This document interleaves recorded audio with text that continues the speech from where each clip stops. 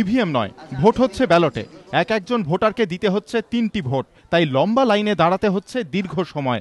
প্রথম দুদফায় দেখা গিয়েছে বহু বুথে মাঝরাত পর্যন্ত ভোট দিয়েছেন ভোটাররা। তৃতীয় দফায় উল্টো ছবি উত্তর 24 পরগনার আমডাঙ্গায়। কুশাডাঙ্গার 95 নম্বর বুথে সকাল 11টার মধ্যেই ভোট শেষ। বুথের মোট ভোটার 642। সকাল 11টার মধ্যেই পড়ে যায় 623টি ভোট, অর্থাৎ প্রতি ঘন্টায় 150 জনেরও বেশি ভোটার ভোট দেন। অঙ্কের হিসেবে প্রতি মিনিটে ভোট দিয়েছেন 2 জনেরও বেশি। কিন্তু তা কি করে সম্ভব?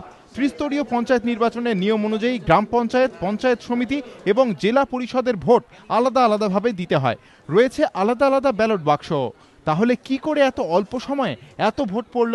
ভোটদানের এই অস্বাভাবিক হারের খবর পেয়ে বুথে যান জেলা পর্যবেক্ষক। নির্দেশ দেন ভোট বন্ধের। আমডাঙ্গার ঘটনা নিয়ে শাসক দলের বিরুদ্ধে সন্ত্রাসের অভিযোগে সরব বিরোধীরা।